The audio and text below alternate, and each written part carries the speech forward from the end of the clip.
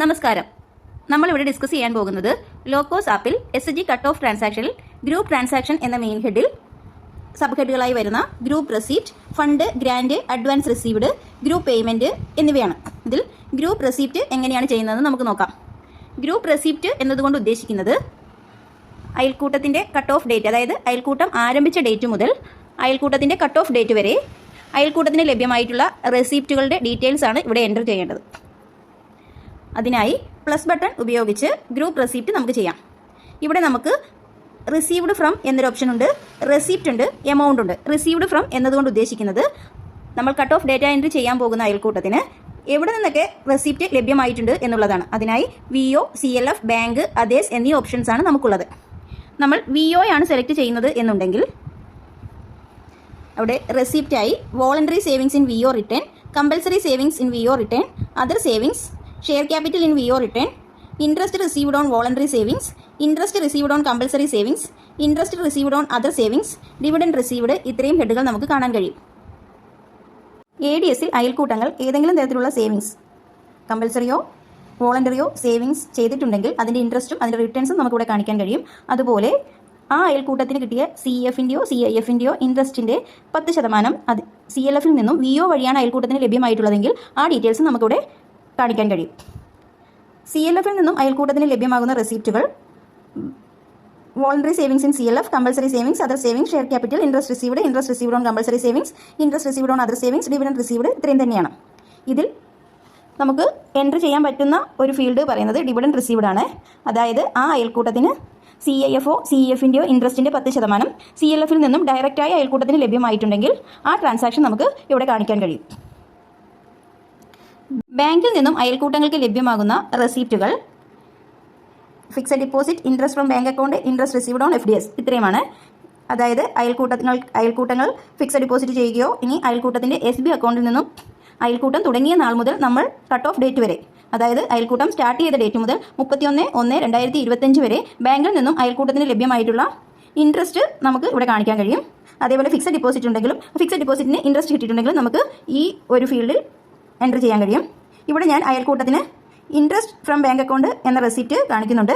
അതായത് അയൽക്കൂട്ടം തുടങ്ങിയ കാലം മുതൽ കട്ട് ഓഫ് ഡേറ്റ് വരെ ആ അയൽക്കൂട്ടത്തിന് ഒരു 5000 രൂപ ഇൻട്രസ്റ്റ് ലഭ്യമായത് ഇവിടെ കാണിക്കുന്നു. ഡേറ്റാസ് എൻ്റർ ചെയ്ത ശേഷം സേവ് ബട്ടൺ അമർത്തുക. അതിനുശേഷം അയൽക്കൂട്ടത്തിൻ്റെ അടുത്ത റെസിപ്റ്റ് കാണിക്കുന്നതിനായി പ്ലസ് ബട്ടൺ ഉപയോഗിച്ച് വീണ്ടും ഗ്രൂപ്പ് റെസിപ്റ്റ് എന്ന പേജിലേക്ക് പോവുക. ബാങ്ക് കഴിഞ്ഞ അതേഴ്സ് എന്നൊരു റിസീവ്ഡ് ഫ്രം അതേഴ്സ് എന്ന ഹെഡിൽ റെസിപ്റ്റായി sales inventory, sales, service, job work, rent received, other income, TDS refund received, interest received from members എന്നീ റെസിപ്റ്റുകൾ നമുക്ക് കാണാൻ കഴിയും. അതായത് അയൽക്കൂട്ടം ഏറ്റെടുത്തു ചെയ്യുന്ന തൊഴിലിൽ നിന്നും അയൽക്കൂട്ടത്തിന് ലഭ്യമായിട്ടുള്ള റെസിപ്റ്റുകൾ, വാടക ഇനത്തിൽ ഏതെങ്കിലും റെസിപ്റ്റുകൾ അയൽക്കൂട്ടത്തിന് ലഭ്യമായിട്ടുണ്ടെങ്കിൽ ആ ഡീറ്റെയിൽസ്, വേറെ ഏതെങ്കിലും തരത്തിൽ അയൽക്കൂട്ടങ്ങൾക്ക് ഏതെങ്കിലും തരത്തിലുള്ള ഇൻകം ലഭ്യമായിട്ടുണ്ടെങ്കിൽ ആ ഡീറ്റെയിൽസ്, ഇത്രയും നമുക്കിവിടെ ചെയ്യാൻ കഴിയും. അതുകൂടാതെ കോമൺലി എല്ലാ അയൽക്കൂട്ടത്തിലും വരുന്ന ഒരു റെസിപ്റ്റാണ് അയൽക്കൂട്ട അംഗങ്ങൾക്ക് അയൽക്കൂട്ടം നൽകുന്ന ആന്തരിക വായ്പയുടെ ഇൻട്രസ്റ്റ് എന്നുള്ളത്. അത് കോമൺലി എല്ലാ അയൽക്കൂട്ടങ്ങളിലും ബാധകമായ ഒരു റെസിപ്റ്റ് ഐറ്റമാണ്. അത് ഞാനിവിടെ സെലക്ട് ചെയ്യുന്നു.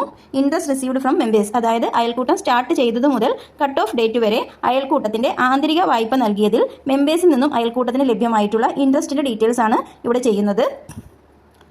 ഇൻട്രസ്റ്റായി അയൽക്കൂട്ടത്തിന് ഒരു 32,000 രൂപ ലഭ്യമായതായി ഞാൻ കാണിക്കുന്നുണ്ട്.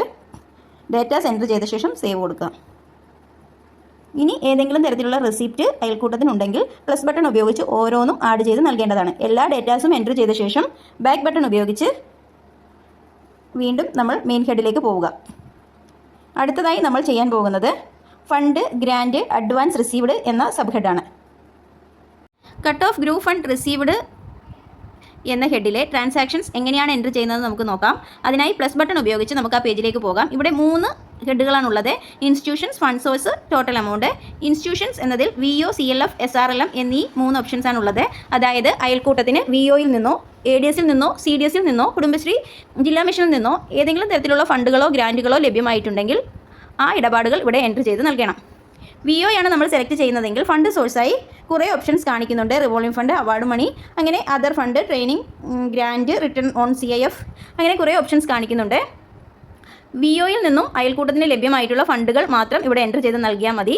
CMRFI, CLFൽ നിന്നും VO വഴിയാണ് അയൽക്കൂട്ടത്തിന് ഗ്രാൻഡ് കിട്ടിയിട്ടുള്ളതെങ്കിൽ അല്ലെങ്കിൽ ഫണ്ട് കിട്ടിയിട്ടുള്ളതെങ്കിൽ ആ ഡീറ്റെയിൽസ് ഇവിടെ എൻട്രി ചെയ്ത് നൽകാൻ കഴിയും. ഇനി CLF സെലക്ട് ചെയ്യുമ്പോൾ ഇതേ ഓപ്ഷൻസ് തന്നെയാണുള്ളത്. ഇതിലും revolving fund, award money, other fund, training and capacity building fund, institutions building fund, other advance, grant, return on CIF എന്നീ ഹെഡുകളാണുള്ളത്. ഇവിടെയും നമുക്ക് അയൽക്കൂട്ടത്തിന് CMRF ലഭ്യമായത് നേരിട്ട് CLFൽ നിന്നും അയൽക്കൂട്ടത്തിന് ലഭ്യമായിട്ടുണ്ടെങ്കിൽ റിവോൾവിംഗ് ഫണ്ട് എന്ന ഫണ്ട് സോഴ്സ് ഉപയോഗിച്ച് നമുക്ക് ആ ഡേറ്റാസ് എൻട്രി ചെയ്ത് നൽകാൻ കഴിയും. അതേപോലെ അവാർഡ് മണിയായി ഏതെങ്കിലും ഡീറ്റെയിൽസ് അവാർഡായി CLFൽ നിന്നും അയൽക്കൂട്ടത്തിന് എന്തെങ്കിലും ലഭ്യമായിട്ടുണ്ടെങ്കിൽ ആ ഡീറ്റെയിൽസ് ഇവിടെ നൽകാം. മാച്ചിങ് ഗ്രാൻഡ് ലഭ്യമായിട്ടുണ്ടെങ്കിൽ CDSൽ നിന്നും അയൽക്കൂട്ടത്തിന് മാച്ചിങ് ഗ്രാൻഡ് ലഭ്യമായിട്ടുണ്ടെങ്കിൽ ആ ഡേറ്റയും ഇവിടെ നൽകാൻ കഴിയും. വേറെ ഏതെങ്കിലും തരത്തിലുള്ള ഫണ്ടുകൾ CLFൽ നിന്നും അയൽക്കൂട്ടത്തിന് ലഭ്യമായിട്ടുണ്ടെങ്കിൽ ആ ഡേറ്റാസ് ഇവിടെ എൻട്രി ചെയ്ത് നൽകാം. അതുപോലെ SRLM എന്നതുകൊണ്ട് ഉദ്ദേശിക്കുന്നത് കുടുംബശ്രീ ജില്ലാ മിഷനിൽ നിന്നും NRLM വഴിയുള്ള റിവോൾവിംഗ് ഫണ്ടോ അയൽക്കൂട്ടത്തിന് ഏതെങ്കിലും തരത്തിലുള്ള അവാർഡ് മണിയായി എന്തെങ്കിലും ലഭ്യമായിട്ടുണ്ടെങ്കിൽ അത് ആ ഡീറ്റെയിൽസൊക്കെ ഇവിടെ നമുക്ക് എൻട്രി ചെയ്ത് നൽകാൻ കഴിയും. ഇവിടെ ഞാൻ CLFൽ നിന്നും മാച്ചിങ് ഗ്രാൻഡ് ലഭ്യമായതായി കാണിക്കുന്നുണ്ട്. അയൽക്കൂട്ടത്തിന് മാച്ചിങ് ഗ്രാൻഡായി 5000 രൂപ ലഭ്യമായതായി കാണിക്കുന്നുണ്ട്. അയൽക്കൂട്ടത്തിന് ലഭ്യമായിട്ടുള്ള എല്ലാ ഫണ്ടുകളുടെയും ഗ്രാൻറ്റുകളുടെയും ഡീറ്റെയിൽസ് എൻട്രി ചെയ്ത ശേഷം പ്ലസ് ബട്ടൺ ഉപയോഗിച്ച് ഓരോ ഫണ്ടും നമുക്ക് എൻട്രി ചെയ്ത് നൽകാൻ കഴിയും. അതിനുശേഷം ബാക്ക് ബട്ടൺ ഉപയോഗിച്ച് വീണ്ടും ഗ്രൂപ്പ് ട്രാൻസാക്ഷനിലേക്ക് വരിക. ഗ്രൂപ്പ് ട്രാൻസാക്ഷനിൽ അടുത്തതായി നമ്മൾ ചെയ്യാൻ പോകുന്നത് ഗ്രൂപ്പ് പേയ്മെൻറ്റ് എന്ന സബ് ഹെഡാണ്.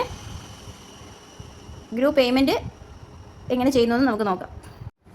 SHGയുടെ കട്ട് ഓഫ് ട്രാൻസാക്ഷനിൽ ഗ്രൂപ്പ് പേയ്മെൻറ്റ് എന്ന സബ് ഹെഡിൽ എങ്ങനെയാണ് ട്രാൻസാക്ഷൻ ചെയ്യുന്നത് നമുക്ക് നോക്കാം. അതിനായി പ്ലസ് ബട്ടൺ ഉപയോഗിച്ച് ആ പേജിലേക്ക് പോകാം. ഇവിടെ 3 ഓപ്ഷൻസ് ആണ് നമുക്കുള്ളത്: paid to, payment type, amount.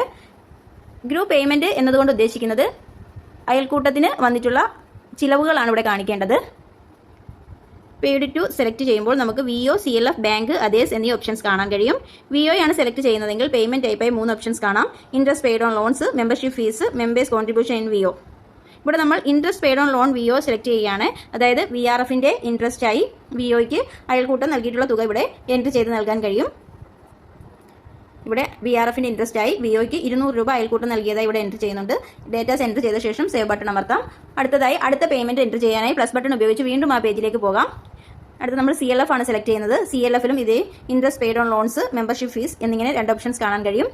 ഇവിടെയും നമ്മൾ CLFൽ നിന്നും അയൽക്കൂട്ടത്തിന് പോയിട്ടുള്ള ലോണുകളിൽ കിട്ടിയിട്ടുള്ള ഇൻട്രസ്റ്റിൻ്റെ ഡീറ്റെയിൽസ് ഇവിടെ കാണിക്കണം.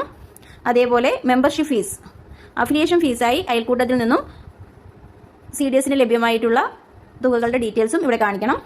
മെമ്പർഷിപ്പ് ഫീസായി ഞാൻ ഇവിടെ സെലക്ട് ചെയ്യുകയാണ്. അയൽക്കൂട്ടം രജിസ്റ്റർ ചെയ്ത നാൾ മുതൽ കട്ട് ഓഫ് ഡേറ്റ് വരെ മെമ്പർഷിപ്പ് ഫീസായി അയൽക്കൂട്ടം നൽകിയിട്ടുള്ള തുകയുടെ ഡീറ്റെയിൽസാണ് ഇവിടെ എൻട്രി ചെയ്യേണ്ടത്. ഇവിടെ ഞാൻ 1500 രൂപ മെമ്പർഷിപ്പ് ഫീസായി കാണിക്കുന്നുണ്ട്. ഡേറ്റാസ് എൻട്രി ചെയ്ത ശേഷം സേവ് ബട്ടൺ നൽകുക. വീണ്ടും അടുത്ത പേയ്മെൻറ്റ് നൽകുന്നതിനായി പ്ലസ് ബട്ടൺ ഉപയോഗിച്ച് വീണ്ടും ആ പേജിലേക്ക് പോകുക. CLFൽ തന്നെ അയൽക്കൂട്ടത്തിന് വേറെ ഏതെങ്കിലും തരത്തിലുള്ള പേയ്മെൻറ്റ് ചെയ്തിട്ടുണ്ടെങ്കിൽ ആ ഡീറ്റെയിൽസ് ഇവിടെ എൻട്രി ചെയ്യാം. അടുത്തതായി ബാങ്കാണ്. ബാങ്കിൻ്റെ പേയ്മെൻറ്റ് ടൈപ്പായി interest paid on bank loans, bank charge എന്നീ 2 ഹെഡുകളാണുള്ളത്. അയൽക്കൂട്ടം എടുത്തിട്ടുള്ള ലിങ്കേജ് ലോണിൽ അല്ലെങ്കിൽ CMHLS ലോൺ, RKLS ലോൺ എന്നീ ലോണുകളിൽ ഇൻട്രസ്റ്റായി ബാങ്കിൽ നൽകിയിട്ടുള്ള തുകകൾ ഇവിടെ എൻട്രി ചെയ്ത് നൽകാൻ കഴിയും. അതുപോലെ ബാങ്ക് ചാർജായി അയൽക്കൂട്ടത്തിൻ്റെ SB അക്കൗണ്ടിൽ ബാങ്ക് ചാർജായി ബാങ്ക് ഈടാക്കിയ തുകകളുടെ ഡീറ്റെയിൽസും ഇവിടെ എൻട്രി ചെയ്ത് നൽകാൻ കഴിയും. ഇവിടെ ഞാൻ ബാങ്ക് ചാർജായി 700 രൂപ കാണിക്കുന്നുണ്ട്. എന്നിട്ട് ഡേറ്റാസ് എൻട്രി ചെയ്ത ശേഷം സേവ് ബട്ടൺ നൽകുന്നുണ്ട്. അടുത്ത പേയ്മെൻറ്റ്സ്, അയൽക്കൂട്ടത്തിൻ്റെ അടുത്ത പേയ്മെൻറ്റ്സ് വീണ്ടും എൻട്രി ചെയ്യാനായി പ്ലസ് ബട്ടൺ ഉപയോഗിച്ച് വീണ്ടും ആ പേജിലേക്ക് പോവുക. ഇവിടെ നമ്മൾ VO, CLF, ബാങ്ക് എന്നീ 3 ഓപ്ഷൻസ് എങ്ങനെയാണ് ചെയ്യുന്നതെന്ന് നോക്കി. അയൽക്കൂട്ടം VO, CLF, ബാങ്ക് എന്നീ 3 ഹെഡുകളിലല്ലാതെ നടത്തിയിട്ടുള്ള ബാക്കി എല്ലാ ചിലവുകളും നമുക്ക് അതേഴ്സ് എന്ന ഹെഡിൽ കാണിക്കാൻ കഴിയും. അതേഴ്സിൽ പേയ്മെൻറ്റ് ടൈപ്പായി കുറേ സബ് ഹെഡുകൾ കാണിക്കുന്നുണ്ട്: training and capacity building expense, institutions building expense, other advance, cadre payment, book keeper payment, admin utility expense, fees penalties, travel expense, purchase on inventory, office bearers honorarium, bad debts, other sentry expenses, admission fees, TDS paid എന്നിങ്ങനെ ഓപ്ഷൻസാണ് ഉള്ളത്. ഇവിടെ നമ്മൾക്ക് അയൽക്കൂട്ടത്തിന് വന്നിട്ടുള്ള എല്ലാ ചിലവുകളും VO, CLF, bank അല്ലാതെ വന്നിട്ടുള്ള ചിലവുകൾ നമുക്ക് ഈ അതേഴ്സ് എന്ന ഓപ്ഷനിൽ കാണിക്കാൻ കഴിയും. അയൽക്കൂട്ടത്തിന് ട്രാവലിംഗ് എക്സ്പെൻസ് ആയിട്ട് വന്നിട്ടുള്ള ചിലവുകൾ ഉണ്ടെങ്കിൽ അതിവിടെ എൻട്രി ചെയ്യാം. അതേപോലെ ഓഡിറ്റ് ഫീസ്, ലിങ്കേജ് ലോണുള്ള സർവീസ് ചാർജ് എന്നിവ അതർ സെൻട്രി എക്സ്പെൻസ് എന്ന ഹെഡിൽ എൻട്രി ചെയ്ത് നൽകാൻ കഴിയും. എന്തെങ്കിലും ബുക്കുകളോ രജിസ്റ്ററുകളൊക്കെ പർച്ചേസ് ചെയ്തിട്ടുണ്ടെങ്കിൽ പർച്ചേസ് ഓൺ ഇൻവെൻട്രി എന്ന ഹെഡിൽ കാണിക്കാൻ കഴിയും. അങ്ങനെ നമുക്ക് അയൽക്കൂട്ടത്തിന് വന്നിട്ടുള്ള ബാക്കി എല്ലാ ചിലവുകളും ഇവിടെ എൻട്രി ചെയ്ത് നൽകേണ്ടതാണ്. ഇവിടെ ഞാൻ ട്രാവൽ എക്സ്പെൻസായി അയൽക്കൂട്ടത്തിന് 500 രൂപ കാണിക്കുന്നുണ്ട്. ഡേറ്റ എൻ്റർ ചെയ്ത ശേഷം സേവ് കൊടുക്കണം. വീണ്ടും നമ്മൾ പ്ലസ് ബട്ടൺ ഉപയോഗിച്ച് അതേ സെൽ തന്നെ പോകുന്നുണ്ട്. അതേ സെൽ ഓഡിറ്റ് ഫീസായിട്ട് അയൽക്കൂട്ടത്തിന് 250 രൂപ വന്നിട്ടുണ്ടെങ്കിൽ ആ ഡീറ്റെയിൽസ് ഇവിടെ കാണിക്കുന്നുണ്ട്. അതേപോലെ ലിങ്കേജ് ലോണിൻ്റെ സർവീസ് ചാർജ് നിങ്ങൾക്ക് ഇവിടെ അതേപോലെ എൻ്റർ ചെയ്ത് കാണിക്കാവുന്നതാണ്. എല്ലാ പേയ്മെൻറ്റ്സും എൻ്റർ ചെയ്ത ശേഷം വീണ്ടും നമ്മൾ ബാക്ക് ബട്ടൺ ഉപയോഗിച്ച് മെയിൻ ഹെഡിലേക്ക് പോവുക. ഇവിടെ നമ്മൾ group receipt, fund, grant, advance received, group payment എന്നീ 3 ഹെഡുകൾ എങ്ങനെയാണ് ചെയ്യുന്നതെന്ന് നോക്കി. ഈ 3 ഹെഡുകളും നിങ്ങൾക്ക് നന്നായി മനസ്സിലായിട്ടുണ്ടെങ്കിൽ നിങ്ങളുടെ അഭിപ്രായങ്ങൾ എന്തായാലും കമൻറ്റ് ബോക്സിൽ ഷെയർ ചെയ്യുക.